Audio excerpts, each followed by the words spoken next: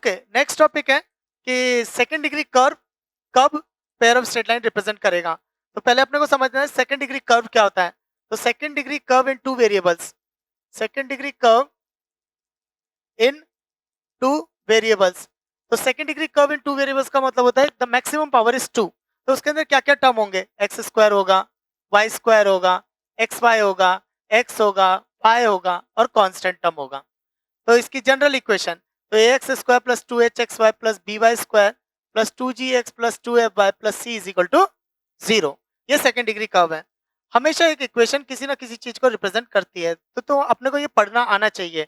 For example जैसे 2x plus 3y plus 5 is equal to 0, ये line को represent कर रहा है। Y square is equal to 4x, ये पैराबोला को रिप्रेजेंट कर रहा है। X square plus y square is equal to 25, ये सर्कल को रिप्रेजेंट कर रहा है। X square plus y square plus 2x plus 2y minus 5 is equal to 0, ये सर्कल को रिप्रेजेंट कर रहा है। X y is equal to c square, ये रेक्टेंगुलर हाइपरबोला को रिप्रेजेंट कर रहा है। Mod z is equal to 5, ये सर्कल को रिप्रेजेंट कर रहा है। Next mod of r minus a vector is equal to 5, ये एक सर्कल को रिप्रेजेंट, स्पेयर को रिप्रेजेंट कर रही है, क्योंकि हम लोग 3D में पढ़ते हैं। तो ये स्पेयर को रिप्रेजेंट कर रही है जिसका सेंटर ए वेक्टर है और रेडियस 5 यूनिट है। तो ये अपना ही है कि मतलब क्वेश्चन कभी देगा तो अच्छी बात है, नहीं दिया तो ये अपने को पढ़ना आना चाहिए कि इक्वेशन किसको रिप्रेजेंट कर रही है। तो फॉर एग्जांपल जैसे 3x plus 2y plus 5z minus 7 is equal to 0, ये प्लेन को रिप्रेजेंट कर रही है। तो ये 3D में प्लेन को रिप्रेजेंट कर रही है। उसी तरह से ये इक्वेशन भी कुछ रिप्रेजेंट करती है। अब ये क्या क्या रिप्रेजेंट करती है, ये रिप्रेजेंट करती है पेयर ऑफ स्ट्रेट लाइन, कर सकती है सर्कल, पैराबोला, इलिप्स, हाइपरबोला। लेकिन ये इक्वेशन इन्हीं को रिप्रेजेंट करे ये जरूरी नहीं है। For example x square plus y square plus 9 is equal to 0, ये देखने में सेकंड डिग्री कर्व है पर ये इनमें से किसी को रिप्रेजेंट नहीं कर रही, क्योंकि ये इमेजिनरी सर्कल है, ये इमेजिनरी सर्कल है। तो और क्या क्या पॉसिबल है, वो पॉसिबल है पॉइंट, नो लोकस, ये और पॉसिबल है, पर ये जनरली इतना जल्दी आता नहीं है, क्योंकि मोर देन 90% ये चांसेस रहता है कि ये इन पांचों में से रिप्रेजेंट करेगी। लेकिन ये भी पॉसिबल है कि ये एक पॉइंट भी रिप्रेजेंट कर सकती है और ये नो लोकस में भी जा सकती है। No locus x square plus y square plus 9 is equal to 0 और पॉइंट मैंने x square plus y square is equal to 0। तो हम लोग क्या कर रहे हैं, ये जो पार्ट है ये जाता है second degree 2D coordinate geometry, तो ये पूरा 2D कोऑर्डिनेट ज्योमेट्री में चला जाएगा। अब बचा पेयर ऑफ स्ट्रेट लाइन। तो ये पेयर ऑफ स्ट्रेट लाइन कब रिप्रेजेंट करेगी, पेयर ऑफ स्ट्रेट लाइन का मतलब है दो लाइन का मल्टीप्लीकेशन। दो लाइन का मल्टीप्लीकेशन मतलब लाइन होती है linear equation, a1x plus b1y plus c1, ये लाइन की इक्वेशन है। और ये क्या चाहता है, ये चाहता है पेयर ऑफ स्ट्रेट लाइन, ये क्या चाहता है कि ये दो लाइन का मल्टीप्लीकेशन है। तो इसका क्या बोलने का मतलब है कि this can write as a two linear factors, इसका ये मतलब है कि इसको दो लीनियर फैक्टर में तोड़ा जा सकता है। इसलिए हम ऐसे बोलते हैं condition for which this represents a pair of straight line, condition for which this can break into two rational factor, condition for which this can break into two linear factor, मतलब एक ही है पेयर ऑफ स्ट्रेट लाइन। तो ये कब represent करेगा, तो मैं proof ही दे देता इसका। तो इसको क्या करेंगे, पहले x की क्वाड्रेटिक लिखेंगे, तो ax square plus 2hy plus 2g into x plus dy square plus 2fy plus c is equal to 0। ये x की क्वाड्रेटिक होगी, इसके दो रूट्स आएंगे minus b plus minus b square minus 4 AC upon 2a। अच्छा, इसका क्या मतलब है, इसका मतलब है x in terms of y, और ये दिखा भी रहा है प्लस माइनस। इसका क्या मतलब है कि x y के टर्म्स में दो दो रूट्स दे रही है। बात भी सही है, क्योंकि अगर इसके अंदर दो लाइंस आ रही हैं तो x एक पहली लाइन के लिए जाएगा और एक माइनस साइन दूसरी लाइन के लिए जाएगा। लेकिन वो तो तभी पॉसिबल है जब ये स्क्वायर रूट खत्म हो। क्यों, क्योंकि लीनियर इक्वेशन में x की पावर 1 होती है, y की पावर 1 होती है, क्योंकि लीनियर इक्वेशन में x और y की पावर 1 होती है। तो इधर y की पावर 1 है, इधर y नहीं है, कांस्टेंट है, इधर कांस्टेंट है, ठीक है, लेकिन रूट का टर्म फंस गया। रूट का टर्म बोले तो इरेशनल टर्म, तो ये रूट खत्म होना चाहिए। रूट तभी खत्म होगा जब अंदर की क्वाड्रेटिक परफेक्ट स्क्वायर होगी, और अंदर की क्वाड्रेटिक परफेक्ट स्क्वायर का मतलब है रिपीटिंग रूट्स, और रिपीटिंग रूट्स का मतलब है डिस्क्रिमिनेंट इक्वल टू 0। तो ये y की जो क्वाड्रेटिक है, ये जो y की क्वाड्रेटिक है इसका डिस्क्रिमिनेंट 0 होगा, वो डिस्क्रिमिनेंट होता है बी स्क्वायर माइनस 4ac। जब मैं उसको एक्सपैंड करूंगा तो वो आएगी abc plus 2fgh minus af square minus bg square minus ch square is equal to 0। तो समझना डेल्टा 0 होगा तो ये y की क्वाड्रेटिक के रिपीटिंग रूट्स होंगे, यानी ये परफेक्ट स्क्वायर होगी, स्क्वायर रूट खत्म हो जाएगा, ऊपर लीनियर फैक्टर्स होंगे तो y की लीनियर पावर होगी, तो x will be in terms of y as a linear power. तब अपन बोल सकते हैं कि ये दो लाइन रिप्रेजेंट करेगा। तो delta equal to 0 then this represents a pair of 8 lines. Next, कई बार बच्चे उसको ऐसे भी याद रखते हैं, ये जो delta abc plus 2fgh minus af square minus bg square minus ch square is equal to 0। कई बच्चे इसको ऐसे भी याद रखते हैं डिटर्मिनेंट फॉर्म में। तो दिस इज क्वाइट इंटरेस्टिंग कि एक इतने बड़े एक्सप्रेशन को एक अरेंज करके भी लिख सकते हैं, एक इतने बड़े एक्सप्रेशन को एक रोज और कॉलम में डेटा को लिखकर अरेंज करके लिख सकते हैं, और वो है डायगोनल में abc fgh anti clockwise, diagonal में abc और fgh anti clockwise, it's symmetric. तो यहाँ h आएगा, मिरर इमेज आती है, यहाँ g आएगा और ये f आएगा, तो इसी का एक्सपेंशन ये लिखा हुआ है abc plus 2fgh minus af square minus bg square minus ch square equal to 0। तो जब ऐसा होगा तो वो पेरोस्ट्रेट लाइन होगी, और जब ऐसा नहीं होगा तो वो सर्कल पैराबोला एलिप्स हाइपरबोला होगा। ऐसा क्या होगा कि वो कर्व लेना चालू कर देगा, तो स्ट्रेट लाइंस बंद हो जाएंगी, तो कर्व लेना चालू कर देगा, तो circle parabola ellipse and hyperbola.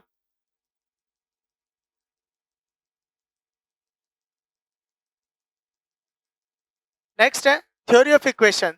Theory of equations होता है the relation between roots and theory of equations.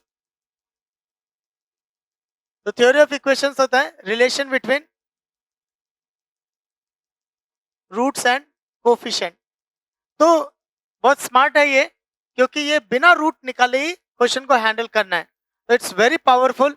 You can expect through out the syllabus, ये अदर चैप्टर में भी जाके तुम्हें यूज करते हुए दिखेगा, क्योंकि डिपेंड करता है कहाँ पे कैसा क्वेश्चन बन रहा है। फॉर एग्जाम्पल जैसे रेक्टेंगुलर हाइपरबोला और सर्कल, अगर इनको हम सॉल्व करते हैं तो बाई क्वाड्रेटिक बनती है।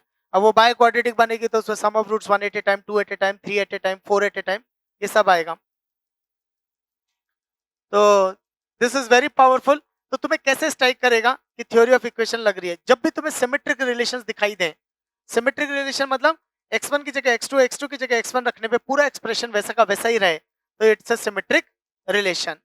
तो हम लोग ऐसा सोच सकते हैं। तो अभी मुझे ये बताना है कि रिलेशन कैसे, रिलेशन क्या क्या है और कैसे निकालते हैं। तो quadratic ax square plus bx plus c equal to 0। पहले मैं क्या कर रहा हूँ, 2 3 4 के लिए बता देता हूँ, यानी क्वाड्रेटिक, क्यूबिक और बाई क्वाड्रेटिक, बाद में इसको जनरलाइज कर देंगे।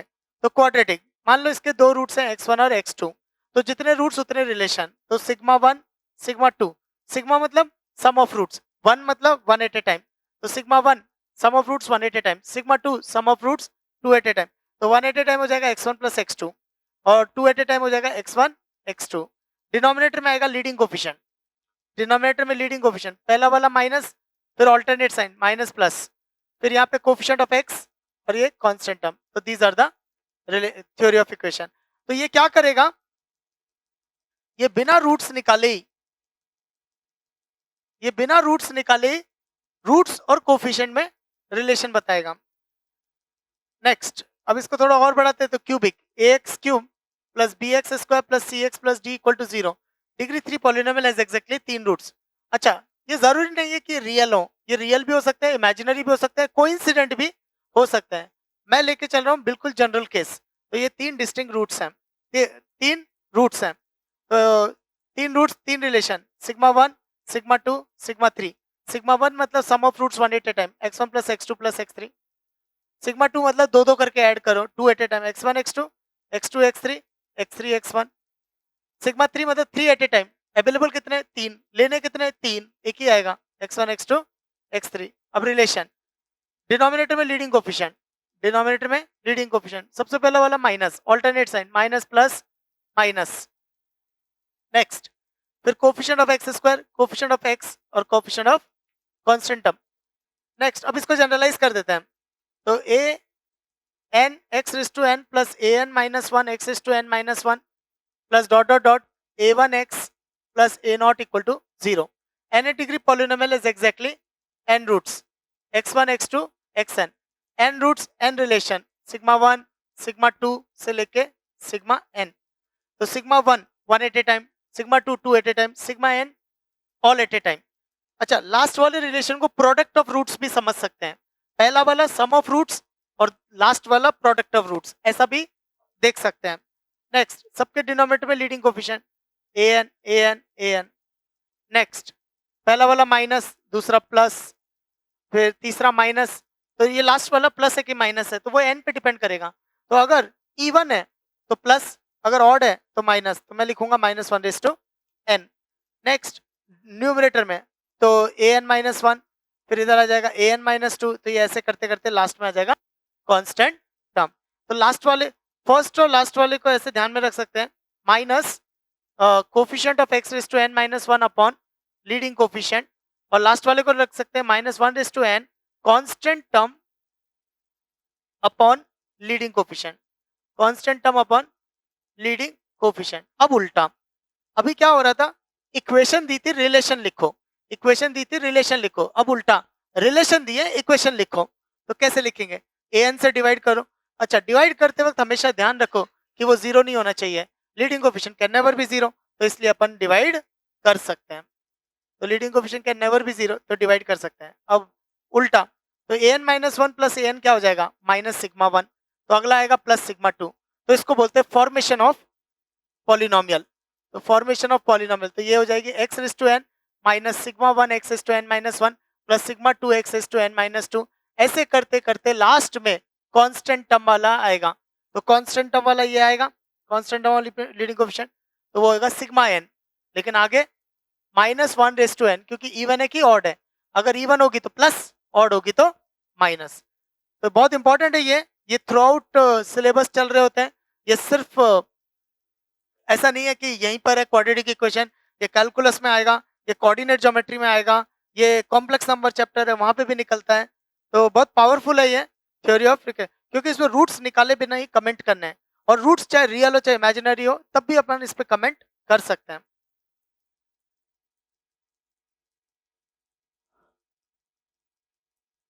नेक्स्ट, नेक्स्ट क्वेश्चन ये है कि x³ - 5x² + 6x - 3 = 0 है। इसके 3 रूट्स है अल्फा बीटा गामा। तो हमें वो क्यूबिक बनानी है, हमें वो क्यूबिक बनानी है जिसके रूट इससे एक एक ज्यादा है। अब इसके दो अप्रोचेस है, मैं दोनों ही डिस्कस कर लेता हूँ। हमें वो क्यूबिक बनानी है जिसके रूट्स इससे एक एक ज्यादा है, तो अल्फा +1, बीटा +1, गामा +1। अब क्यूबिक कैसे बनाते हैं, अभी अभी डिस्कस किया फॉर्मेशन ऑफ इक्वेशन। तो कैसे करेंगे, x³ - σ1 x² + σ2x - σ3 = 0। What is σ1, sum of roots 1 at a time, alpha +1 beta +1 plus gamma +1। σ2 2 at a time, alpha +1 into beta +1 plus beta +1 into gamma +1 plus gamma +1 into alpha +1। σ3 product of roots, alpha +1 into beta +1 into gamma +1। अब इनकी value कहां से आएंगे, इनकी value वो previous relation देगा। कैसे, alpha plus beta plus gamma is equal to minus coefficient of x² upon leading coefficient which is equal to 5। फिर alpha beta plus 2 at a time, alpha beta plus beta gamma plus gamma alpha, वो होगा plus coefficient of x upon leading coefficient, और product of roots alpha beta gamma is equal to 3। तो इन तीनों को use करके इन तीनों की value निकालेंगे, σ1 σ2 σ3 को पुट करेंगे, वही तुम्हें मिलेगी फॉर्मेशन ऑफ क्यूबिक इक्वेशन। अब इसी चीज को एक और तरीके से भी कर सकते हैं, क्यों, क्योंकि यहाँ यूनिफॉर्मिटी चल रही है। अगर ये अल्फा +1 बीटा +1 और गामा +1 की जगह कुछ और होता नॉन यूनिफॉर्म, तो फिर जो ये अभी डिस्कस किया उसी से ही जाना पड़ता।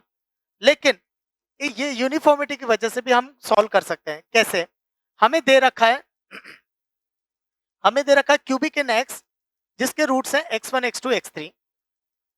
मुझे चाहिए क्यूबिक इन y जिसके रूट्स आ जाएं y1 y2 y3, और y1 और x1 में रिलेशन क्या है, y should be equal to x + 1। x में मुझे दे रखी है, y मुझे निकालनी है, तो सब्स्टिट्यूट किसको करूंगा, x को, तो put x is equal to y - 1, तो x को y - 1 पुट कर दो, तो ये किया, तो ये आ जाएगा y - 1 का होल क्यूब -5 टाइम्स y - 1 का स्क्वायर प्लस 6 टाइम्स y - 1 - 3 = 0। तो जब इसको एक्सपेंड करूंगा तो जो मिलेगी वो होगा क्यूबिक इन वाई, तो उसके जो रूट्स होंगे वो इसके एक एक ज्यादा होंगे। नेक्स्ट, अब प्रॉब्लम कब आएगी, जब अगर ये बीटा प्लस 2 गामा प्लस 3 होगा तो ये अप्रोच काम नहीं कर पाएगी। क्यों? क्योंकि यूनिफॉर्मिटी नहीं है। तो फिर कहां से आना पड़ेगा, जो पिछला डिस्कस किया, ये क्वेश्चन टू क्वेश्चन है।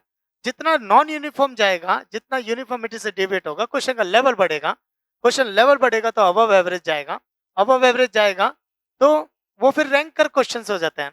तो जैसे जैसे एवरेज लेवल बढ़ेगी तो फिर कुछ ही बच्चे सॉल्व कर रहे होंगे और कुछ बच्चे सॉल्व नहीं कर रहे होंगे। नेक्स्ट है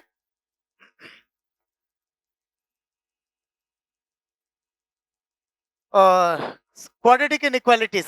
क्वाड्रेटिक इनइक्वालिटीज कैसे सॉल्व करते हैं, तो मान लो मुझे सॉल्व करना है कि x minus two into x minus four is greater than 0। तो मेरे पास तीन मेथड है, मेरे पास तीन मेथड है। पहला मेथड है एल्जेब्रिक, दूसरा है ग्राफिकल और तीसरा है मेथड ऑफ इंटरवल। सबके अपनी अपनी लिमिटेशंस हैं। अब पहला एल्जेब्रिक, तो एल्जेब्रिक क्या कहती है, ये कब कब पॉजिटिव होगा। अब मैं एक्स रख रख के तो नहीं चेक कर सकता, कभी भी जब सॉल्व करना होता है तो इंटरवल निकालना होता है।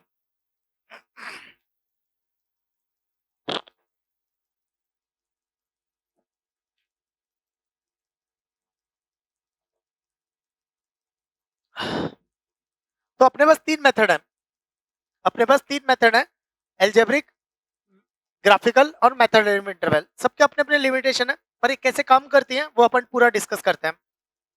तो पहले है एल्जेब्रिक। एल्जेब्रिक क्या कहती है, दोनों का प्रोडक्ट पॉजिटिव होना चाहिए। दोनों का प्रोडक्ट पॉजिटिव कब होगा, जब दोनों पॉजिटिव होंगे या दोनों नेगेटिव होंगे। तो पहला केस दोनों पॉजिटिव होंगे, दूसरा केस दोनों नेगेटिव होंगे। तो फर्स्ट केस जब x माइनस टू पॉजिटिव है and x minus four positive है। x माइनस टू पॉजिटिव है यानी 2 से बड़ा, x माइनस फोर पॉजिटिव है यानी 4 से बड़ा। पर मुझे चाहिए कॉमन, कॉमन यानी इंटरसेक्शन।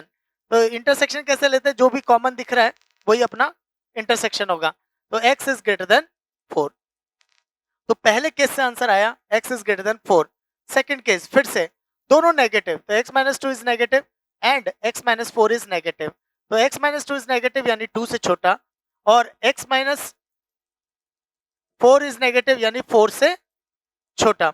लेकिन अपने को चाहिए कॉमन, कॉमन मतलब इंटरसेक्शन, इंटरसेक्शन यानी x इज लेस देन 2। तो फाइनल आंसर क्या होगा, केस 1 यूनियन केस 2। तो केस 1 कह रही है 4 से बड़ा और केस 2 कह रही है 2 से छोटा। तो this is the final answer. अब कुछ चीजों का ध्यान रखना होता है, तो इक्वालिटी एंड पॉइंट्स का बहुत ध्यान रखो, इक्वालिटी आएगी कि नहीं आएगी। तो फॉर एग्जांपल अगर यहाँ पे ये इक्वल टू 0 होता तो यहाँ पर इक्वल टू 0 होता तो ये इक्वालिटी आती, इक्वालिटी आती यहाँ पे डॉट आता, या डॉट आता तो इक्वल टू आता, इक्वल टू फिर इधर dot dot intersection equal to, तो ये इंटरसेक्शन। नेक्स्ट, इसको इंटरवल में कैसे लिखते हैं, माइनस इन्फिनिटी से 2 क्लोज इंटरवल यूनियन 4 से infinity open interval. Next, within a case intersection, within a case intersection all the cases union, within a case intersection all the cases union। ये तुम्हें बहुत क्लैरिटी होनी चाहिए, कहाँ मुझे इंटरसेक्शन लेना है, कहाँ मुझे यूनियन लेना है। अब ये कैसे समझ में आएगा, जब साइमल्टेनियस सिचुएशन है, जब एंड की सिचुएशन है, जब सिचुएशन ये है कि ये भी तब होगा जब ये भी होगा, तो दोनों के होने से ही वो कॉमन वाला आंसर आएगा, तो उस समय इंटरसेक्शन लेना है। लेकिन जब तुम्हारे पास ऑप्शन है या तुम और बोल रहे हो तो उस समय यूनियन आएगा। तो जैसे ये एंड है, ये जब होगा तो ये भी होना चाहिए, तो इंटरसेक्शन। ये होगा या फिर ये होगा, ये होगा और ये होगा, तो उस समय आएगा यूनियन। बाकी ऐसे ध्यान रख सकते हैं, with in A case intersection and all the cases union. ये हो गई एल्जेब्रिक मेथड। अब प्रॉब्लम क्या है इसके साथ, ये तो एल्जेब्रिक एक्सप्रेशन थे लीनियर, तो बहुत इजीली ऑब्जर्व हो जाता है। लेकिन अगर कल को क्वेश्चन आ जाए x minus one into x minus two into x minus three is greater than 0, मतलब तीनों का प्रोडक्ट पॉजिटिव है। अब एल्जेब्रिक मेथड क्या कहेगी, जब तीनों पॉजिटिव होंगे, जब एक पॉजिटिव दो नेगेटिव होंगे, तो इसमें 4 केसेस सॉल्व करने पड़ेंगे। तो एल्जेब्रिक मेथड में क्या है, वो केसेस और ज्यादा बनना चालू हो जाता है, जबकि मेथड ऑफ इंटरवल इसको एक ही लाइन में सॉल्व कर देगा। अब एक और चीज, ग्राफिकल मेथड।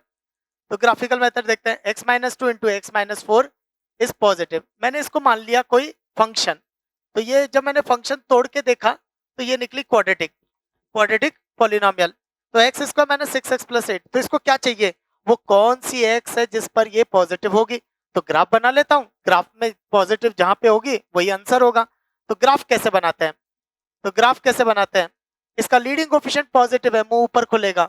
इसका डिस्क्रिमिनेंट पॉजिटिव है, यानी एक्स एक्सिस को 2 बार कट करेगा। इसका मिनिमा -b/2 है, पॉजिटिव है, तो ये एक्चुअली इसके 2 और 4 दो रूट्स आते हैं, ये ऐसा। तो this is the quadratic polynomial. अब इसको क्या चाहिए, इसको ये पॉजिटिव चाहिए, तो पॉजिटिव कहाँ पे होगा, अबव एक्स एक्सिस।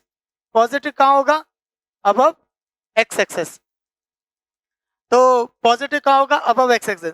पर किस एक्स के लिए आ रहा है, एक इसके लिए आ रहा है और एक इसके लिए आ रहा है। तो ये कौन हो गया, 2 से छोटा और 4 से बड़ा। This is the answer.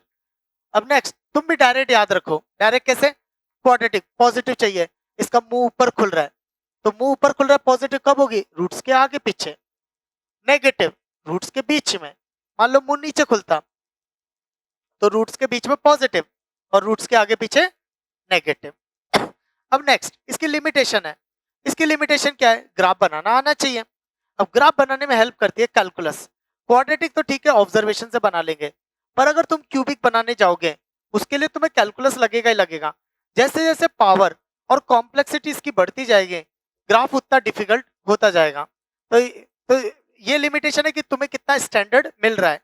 अब मान लो सर्कल पैराबोला की ब्रांचेस है तो जल्दी ऑब्जर्व कर सकते हैं, क्वाड्रेटिक है जल्दी ऑब्जर्व कर सकते हैं, पर क्यूबिक है, क्यूबिक कैलकुलस से ही ऑब्जर्व करनी पड़ेगी। ठीक है।